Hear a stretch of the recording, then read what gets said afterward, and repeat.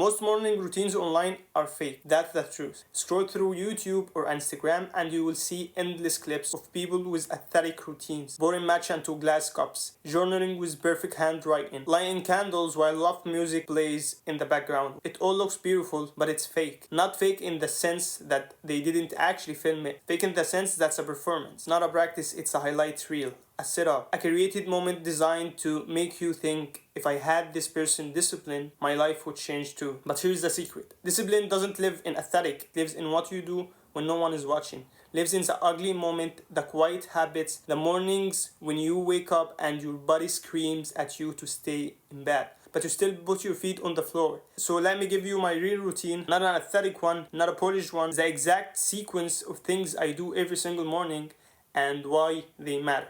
So simply, I wake up at 5 a.m. The first thing I do is pray. Simple, raw, unpolished prayer. I thank God for giving me another day. That's it. Nothing fancy. And you know what most people don't understand is every day is a blessing. And most of us live like it's a guaranteed, but it isn't. There will come a day when your eyes don't open again. A day when the clock keeps ticking, but not for you. So that thought makes me grateful for every breath, every sunrise, every chance to try again. Gratitude doesn't just make you feel good, it changes your frame of reality. If you start your day with complaint, you will see more reasons to complain. If you start your day with gratitude, you will see blessing everywhere. Breakfast come next. Nothing magically, food, coffee, but here is the truth. The way you fuel yourself in the morning is also a statement. You're saying, I take my body seriously, I take my energy seriously. After that, I move to what I called my non-negotiable. Those are activities I can't escape, because if I do, my day collapse. And you know my non-negotiables change every year because life changes, season change. But in 2025, here is what they look like. Journaling, then reading Jesus is Calling,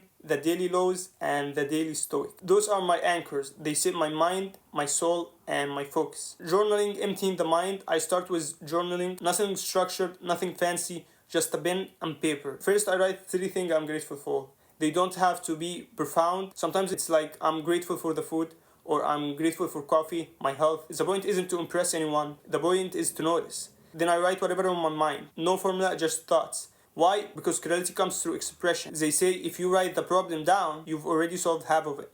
That's true. What feels overwhelming in your head often shrinks once you see it on ink. Half the suffering we feel isn't real. It's imagined. Seneca said it best. We suffer more in imagination than in reality. Journaling proves that. A problem that kept me up last night may shrink into 2 sentences on paper. And suddenly, I realize it's not the end of the world. Journaling reminds me that thoughts are just thoughts, not commands. After journaling, I read a page from Jesus Calling. If you don't know it, it's a devotional written in the voice of Jesus, speaking directly to you. Every page is a short but powerful. It feels like a whisper straight to your soul. Sometimes the exact page I read matches the exact struggle I am facing that day. And I don't call that coincidence, I call it alignment. The words reminds me that I am not walking alone.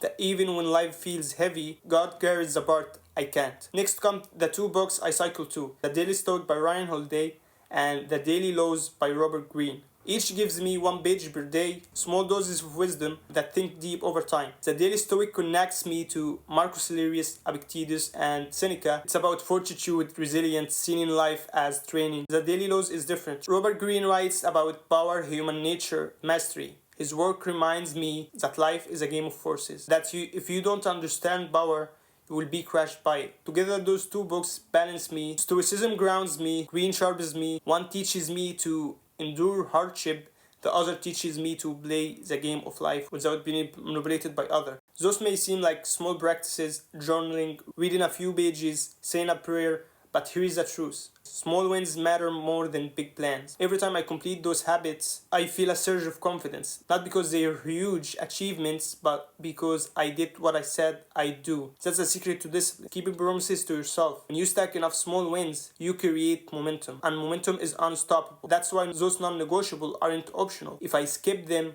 my whole day feels like wasted. Not because God punishes me, not because Ryan Holiday gets sad, but because I betrayed myself. And betrayal of the self is the quickest way to weakness. That's the foundation of my mornings. Gratitude, journaling, spiritual fuel, wisdom reading. Before the world gets a piece of me, God and discipline get the first. Once my non-negotiable is done, my mind is clear, my spirit is anchored, and my body is awake. That's when I enter what I call the engine room of the day, deep work. If the morning routine is the foundation, deep work is the construction. This is where dreams turn into reality. This is where you stop talking about goals and actually move the needle forward. I set aside 4 uninterrupted hours to work, create, and plan. 4 hours of undistracted focus. Why? Because nothing meaningful can be built in fragments. You can't build a body in 5 minutes workouts. You can't build a mind in 30 seconds burst of attention. Deep work is rare in a distracted world, and that's why it's powerful. When everyone else is scamming and scrolling, the man who sits down to wrestles with his thoughts for hours becomes unstoppable. The writer of the Deep Work book, I'm sorry to forget his name, defined deep work as professional activities performed in a state of distraction-free concentration that push your cognitive capabilities to their limits. But I will tell you how I see it. Deep work is a practice of entering the cave and facing yourself. For me, deep work usually means writing or sometimes creating content, sometimes it's planning long-term moves for my business, sometimes it's refining my systems, but it always involves one thing: confronting the blank page. The blank page is terrifying, it stares back at you and exposes you all your excuses, forces you to decide, will you create or will you run? And here's the truth. Most people run. They fill the void with endless learning, endless scrolling, endless talking, but creation happens only when you embrace the blank page and bleed into it. Deep work isn't just about productivity, it's about identity. Every hour you spend in focused creation, you are not just producing, you're becoming. Shaping yourself into someone who doesn't shy away from difficulty. Someone who doesn't need external dopamine because they've learned to generate it within. When you commit to deep work, you also commit to suffering. Sitting in silence with no distraction forces you to face boredom, resistance, insecurity. But on the other side of that resistance lies the strength. Think about it. If you can't sit still and work deeply for 4 hours, what can the world throw at you that you can't handle?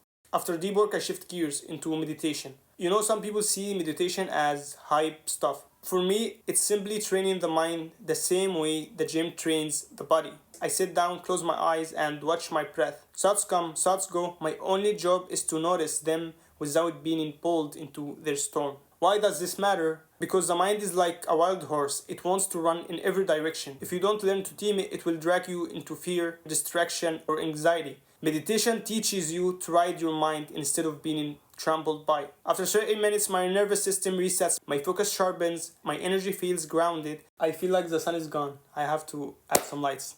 So, do you see me clear right now? I hope so. We're afternoon, that's why I didn't tell you grab your cup of coffee. You know, maybe I'll grab my cup of tea.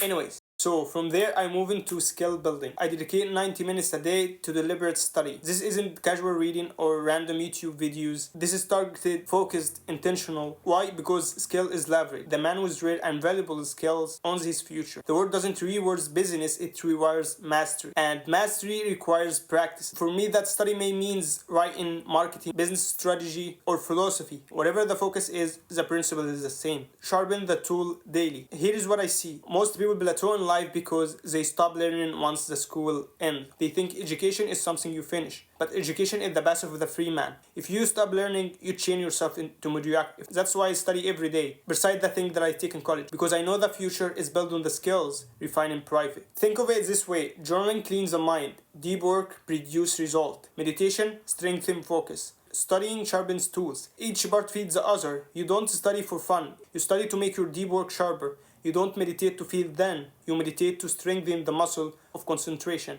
This is why I say discipline is spiritual. It's not about just getting things done. It's about aligning every practice toward becoming the man you're meant to be. But let's be honest. Doing this isn't easy. Every morning is a battle. The world is designed to pull you out of focus. Notification, news, social media, every app on your phone is designed to hijack your attention. That's why discipline isn't optional. If you don't command your mornings, the world will. Deep work, meditation, and study, they're how I fight back against the matrix of distraction. Because once you lose your mornings, you lose the war. By the time I finish journaling, deep work, meditation, and study, the day has already been won. Even if nothing else happened. I've prayed, I've created, I've sharpened my skills, and strengthened my focus. That's more than most men accomplish in a week. But the routine doesn't stop there, because the body needs discipline too. And that's where the next phase comes in. Training, recovery, and creating output. By this point in the day, my mind has been sharpened, my spirit has been anchored, and my skills strengthened. But there's one part left, the body.